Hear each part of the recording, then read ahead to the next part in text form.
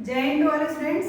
आज हम कक्षा 6 के लिए हिंदी का पाठ 4 शुरू कर रहे हैं, जिसका नाम है सच्चा सिपाही। जब हमारा देश अंग्रेजों के गुलाम था तो देश को आज़ाद कराने के लिए कई क्रांतिकारी, कई लोग, कई महान नेता सामने आए जो अपने देश को आज़ाद कराना चाहते थे।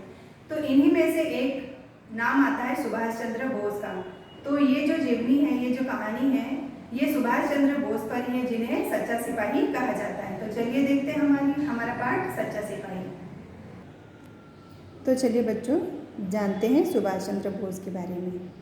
जब भी आज़ादी की बात होती है तो आज़ादी में सबसे पहला नाम आता है सुभाष चंद्र बोस का, जिन्हें सब जानते हैं।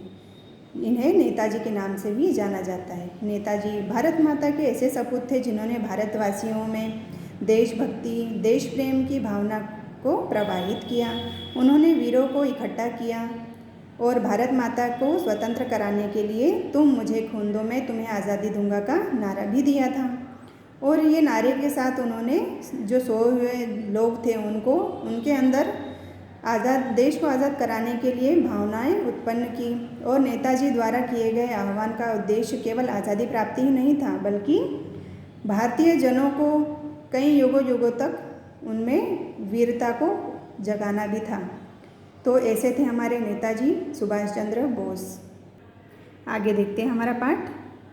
स्वतंत्रता की बलिवेदी पर उन्होंने अपने प्राण न्यौछावर करने वाले वीर पुरुषों में सुभाष चंद्र बोस का नाम अग्रगण्य, मतलब कि सबसे आगे आता है ना। अंग्रेजों के विरुद्ध उन्होंने संघर्ष की रीति गांधी जी के अहिंसावाद से पृथक थी। मतलब गांधी जी चाहते थे कि अहिंसा के साथ हम आज़ाद हों, या आज़ादी की जो लड़ाई हम लड़ रहे हैं वो अहिंसा पर आधारित हो, मतलब कि उसमें मारपीट ना हो, शांतिपूर्वक हो।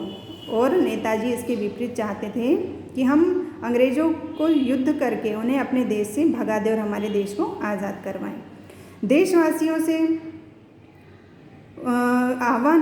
उनका आह्वान था, तुम मुझे खून दो, मैं तुम्हें आज़ादी दूंगा। मतलब कि भारतवासी आगे युद्ध के लिए आगे आए, और युद्ध में तो प्राण भी जा सकते हैं। तो तुम मुझे खून दो, मैं तुम्हें आज़ादी दूंगा, तुम मेरे साथ युद्ध लड़ो, हम सब साथ मिलकर देश को आज़ाद कराएंगे। लाखों भारतवासी उनकी एक आवाज़ पर देश के खातिर कुर्बान होने को तैयार हो गए। नेताजी सुभाष चंद्र बोस का जन्म 23 जनवरी 1897 को उड़ीसा प्रांत के कटक नामक नगर में हुआ था। उनके पिता जानकी नाथ बोस एक वकील थे। उनकी प्रारंभिक शिक्षा कटक में ही हुई।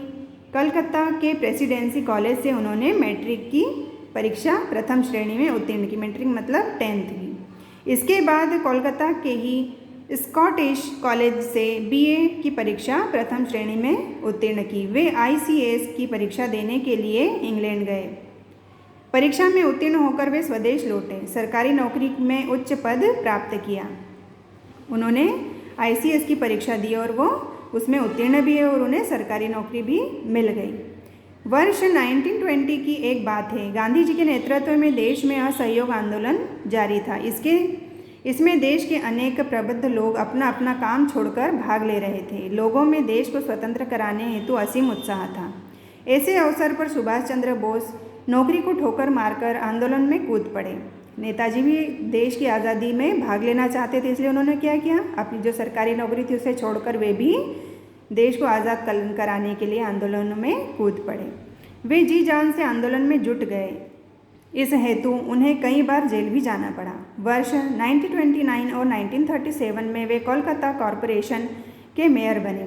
वर्ष 1938 और 1939 में वे कांग्रेस के सभापति चुने गए। इसके विपरीत उनके विचार क्रांतिकारी थे। वे कांग्रेस के अहिंसापूर्ण आंदोलन में विश्वास नहीं रखते थे। विचारों की भिन्नता बढ़ती गई और उन्होंने कांग्रेस से त्यागपत्र दे दिया। वे क्या थे, क्रांतिकारी, मतलब कि वे गोले बारूद और इनसे लड़ाई जीतना चाहते थे। मतलब किसी के आगे वे झुकना नहीं चाहते थे। तो जो गांधी जी थे उनका जो आंदोलन था वो कैसा था, अहिंसापूर्ण था। लेकिन सुभाष चंद्र बोस को इस आंदोलन के साथ उन्हें आज़ादी प्राप्त करना ठीक नहीं लग रहा था, इसलिए उन्होंने कांग्रेस से त्यागपत्र दे दिया। वे अंग्रेजों के प्रति युद्ध छेड़कर देश को स्वतंत्र कराना चाहते थे। उन्होंने देश में हिंदू मुस्लिम एकता के लिए फॉरवर्ड ब्लॉक की स्थापना की। उनके तीव्र क्रांतिकारी विचारों व कार्यों से त्रस्त होकर अंग्रेज सरकार ने उन्हें जेल भेज दिया। जब वे बार बार ऐसे क्रांतिकारी कार्य करने लगे, कानून को अपने हाथ में लेने लगे, तो उन्हें जेल में डाल दिया जाता था बार बार। वहाँ उन्होंने भूख हड़ताल कर दी। इससे देश में अशांति फैल गई।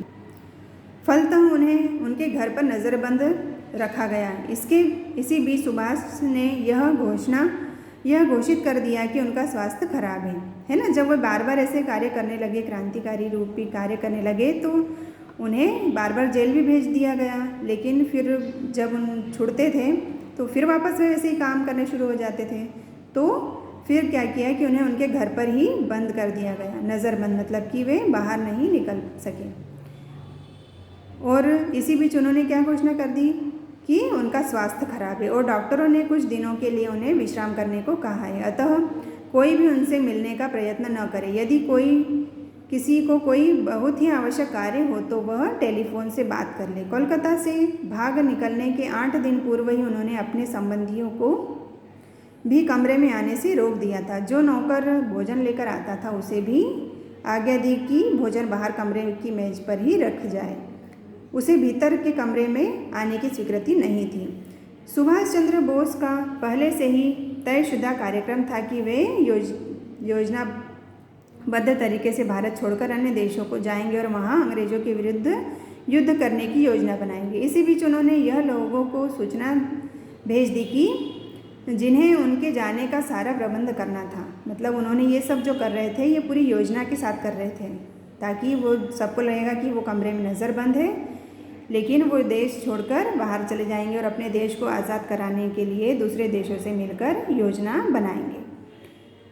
और इसकी सूचना जो ये प्रबंध करेगा उन्हें बाहर ले जाने की, वहाँ उनकी रहने की सबकी व्यवस्था करेगा, वो सूचना उन्होंने पहले से ही अपने साथियों को दे रखी थी।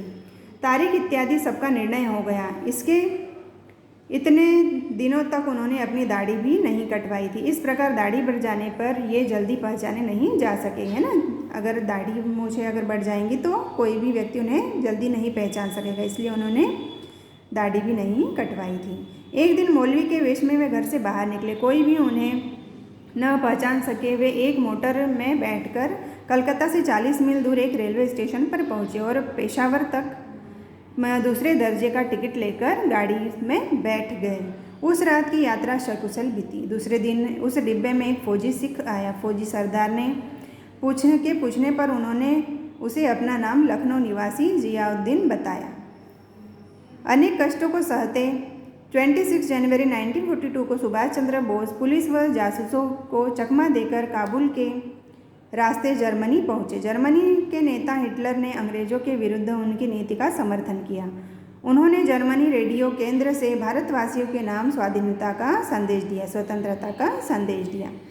सुभाष चंद्र बोस के अनुभव किया कि शक्तिशाली संगठन द्वारा क्रांति के बिना स्वाधीनता मिलना कठिन है। मतलब कि दूसरों के सहयोग के बिना आज़ादी मिलना संभव नहीं है, कठिन है। वे जर्मनी से टोक्यो पहुँचे। वहाँ आज़ाद हिंद फौज का गठन किया। इस सेना के गठन का उद्देश्य अंग्रेजों के विरुद्ध लड़कर भारत को आज़ाद कराना था। आज़ाद हिंद फौज के सैनिकों ने निश्चय किया कि वे लड़ते हुए दिल्ली पहुंचकर अपने देश की आज़ादी की घोषणा करेंगे या वीर गति को प्राप्त होंगे। युद्ध चलता रहा, परंतु द्वितीय विश्व युद्ध में जापान की हार के कारण आज़ाद हिंद फौज को भी शस्त्र छोड़ने पड़े और आत्मसमर्पण करना पड़ा।